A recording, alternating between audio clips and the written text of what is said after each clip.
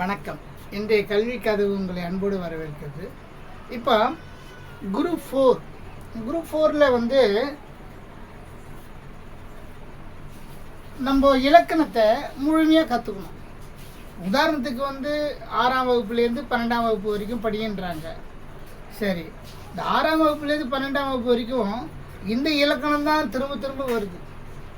அப்போ நம்ம இந்த இலக்கணத்தை முழுமையாக நம்ம கற்றுக்கிட்டோம்னாக்கா நம்மளுக்கு சுலபமாகிடும். ஒவ்வொரு இடத்துலையும் போயிட்டு படிச்சுன்னு இருக்கணுன்றது கஷ்டமாக இருக்கும். இப்போது இலக்கணத்தை முறையாக படிச்சிடணும். ஃபஸ்ட்டு படிச்சுட்டு அப்புறம் 6ஆம் வகுப்பில் எப்படி சொல்கிறாங்க, 7ல் எப்படி சொல்கிறாங்க, 8ல் எப்படி சொல்கிறாங்கன்னு நம்ம தெரிஞ்சுக்கலாம்.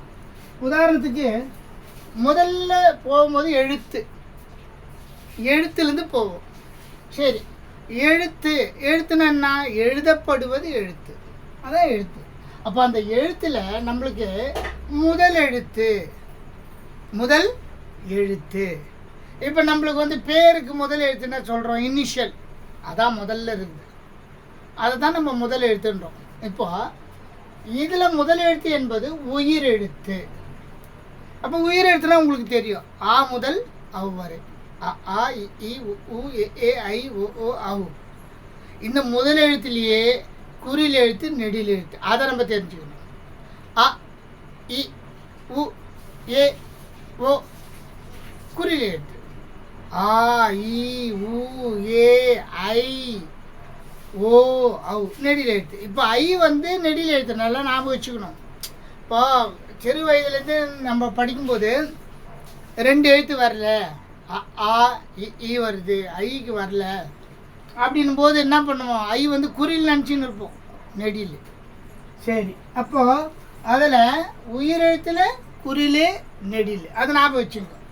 சரி, அந்த உயிரெழுத்தில் சுட்டெழுத்து, சுட்டுதல். தமிழை பொறுத்தளவுக்கு நீங்கள் தமிழ் கேள்வியே நீங்கள் அப்படியே தெளிவாக நினச்சிங்கன்னா உங்களுக்கு பதில் சொல்ல, சுட்டுதல், இப்படி சுட்டுதல். சரி, சுட்டு எழுத்துன்னா ஆ இ உ. இப்போ இந்த சுட்டெழுத்து அகச்சுட்டு, புறச்சுட்டு 2 வகையில் இருக்குது. அகச்சுட்டு, புறச்சுட்டு.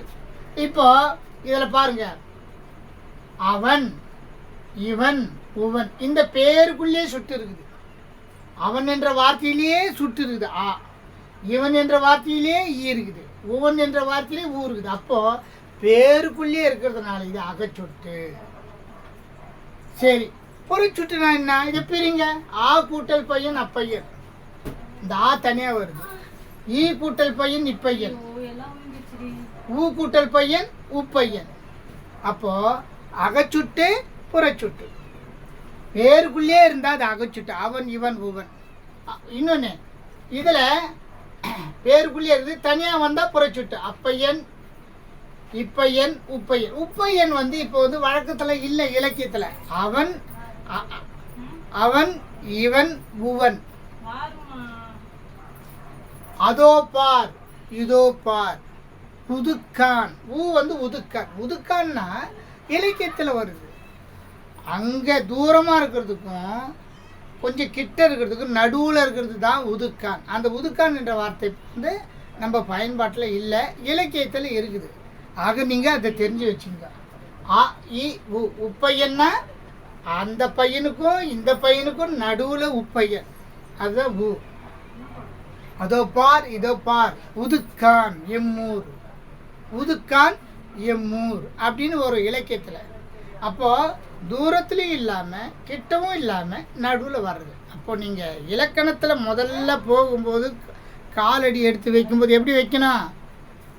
எழுத்து, அதில் முதல் எழுத்து, அந்த முதல் எழுத்தில் உயிரெழுத்து, அந்த உயிரெழுத்தில் சுட்டெழுத்து, சுட்டெழுத்து அ இ உ சுட்டெழுத்து. இது அகச்சுட்டு, புறச்சுட்டு. அகச்சுட்டு என்பது பேருக்குள்ளேயே வருது, அவன், இவன், உவன். புறச்சுட்டு என்பது ஆ கூட்டல் பையன் அப்பையன், ஈ கூட்டல் பையன் இப்பையன், ஊ கூட்டல் பையன் உப்பையன். புறச்சுட்டு, புறம்னா வெளியே. அப்போ இதிலேருந்து நம்ம இலக்கணத்துக்கு போவோம். அடுத்த வகுப்பு, இதுக்கு அடுத்த வகுப்பு அப்படியே உங்களுக்கு நான் வீடியோவாக போடுறேன், பார்த்துட்டு வாங்க. இலக்கணம் ரொம்ப சுலபமாக போயிடும். இப்போ எல்லாருக்குமே காலேஜில், கல்லூரியில் தமிழ் டிபார்ட்மெண்ட்டே இல்லை. இதில் என்ன கொடுமைனா, தமிழே படிச்சிருக்கான்னு வச்சுக்க, தமிழ் பிஏ படிச்சிருக்கான்னு வச்சுக்க, அவனுக்கு வேலை இல்லை. டிஎன்பிசி எழுதி வேலைக்கு போகிறது அதுக்கப்புறம். தமிழ்னு படித்தவனுக்கு வேலை இல்லை, தமிழ் டிபார்ட்மெண்ட்டே இல்லை. ஏன்? அப்போ தமிழ்நாட்டில் தமிழ் டிபார்ட்மெண்ட்டு இல்லை, தமிழ் படிச்சுன்னு வேலை இல்லை. ஆனால் மேடையில் பார்த்தீங்கன்னா தமிழுக்கு ஐயோயோ சொல்ல முடியுது, சொல்லவே முடியாது. தமிழ் தமிழ் தமிழ் ஆனால் தமிழ் படிச்சுன்னு வேலையே இல்லை. அந்த காலத்தில் தமிழ் புலவருங்களுக்கு எப்படி செல்வாக்கு வந்து ஒரு ஊரையே கொடுத்தான் அரசன். தமிழ் புலவருக்கு யானைகளை கொடுத்தான், குதிரையை கொடுத்தான். ஏன் இப்போ கூட திருக்குறள் 1330 குறள் படித்தவங்களுக்கு 1 லட்ச ரூபாய் பரிசுன்னு அறிவிங்க அரசாங்கம். பிளாட்பாரத்தில் இருக்கலாம் படிப்போம், திருக்குறள் சிறப்படி அதெல்லாம் கிடையாது. இப்போ அந்த விஷயங்கள்லாம் கிடையாது. ஆனால் தமிழ் இப்போ எல்லாரும் படிச்சுட்டு என்ன பண்ணுறாங்க, டிஎன்பிசி தேர்வுக்கு வரும்போது தமிழ் படிக்கணும். அதான் நிலைமை அப்படி ஆயிடுச்சு. இனிமேலாவது தமிழ். அதை தான் அந்த பாரதி, அந்த பேதை சொன்னான். பாரதி சொல்லும்போது எப்படி சொல்கிறது, அந்த பேதை சொன்னான் மெல்ல தமிழினி சாகும், அந்த மேற்கு மொழிகள் குளிர்மிசை ஓங்கும். தமிழை வந்து இன்றைக்கி தமிழ்நாட்டில் தமிழ் படித்தா பிரயோஜனம் இல்லை, அவ்வளோதான். ஆமாம், வேலை கிடையாது, எனக்கு வேலை இல்லை. தமிழ் படித்தவங்க கவிதை எழுதணும், சினிமாவுக்கு போயிட்டு கவிதை பாட்டு எழுதலாம், கதை எழுதலாம். இந்த ஒரு நூல் போதுமா? சினிமாவுக்கு போயிட்டு பாட்டு எழுதுறது, கதை எழுதுறது, இதை வச்சு தமிழில் முன்னுக்கு வந்துட முடியுமா? எத்தனை பேர் வர முடியும்? முடியாது. இப்போ டிஎன்பிசியில் தான் வந்து நிற்கிது, தமிழ் படிக்கணும், தமிழ் படிக்கணும். வணக்கம், நன்றி, வணக்கம். கல்வி கதவு சேனலுக்கு சப்ஸ்கிரைப் பண்ணுங்கள், பெல் பட்டன் அழுத்துங்க, உங்கள் நண்பர்கள் ஷேர் பண்ணுங்கள். தமிழ் இலக்கணம் தொடர்ந்து உங்களுக்கு வகுப்பாக வீடியோவாக வரும். தமிழ் ஆர்வம் உள்ளவங்க தான் தமிழ் படிப்பாங்க, ஆனால் வேலை இல்லாத இருப்பாங்க. டீ குடிக்கிறதுக்கு பைசா கிடையாது. ஏன்னா தமிழ் அப்படி. ஆனால் டீ குடிக்க பைசா இல்லைன்னா கூட கையில் பாரதியார் கவிதை இருக்கும், பாரதிதாசன் கவிதை இருக்கும், திருக்குறள் இருக்கும், இதை படிப்பாங்க. அதுதான் தமிழ் ஆர்வம்.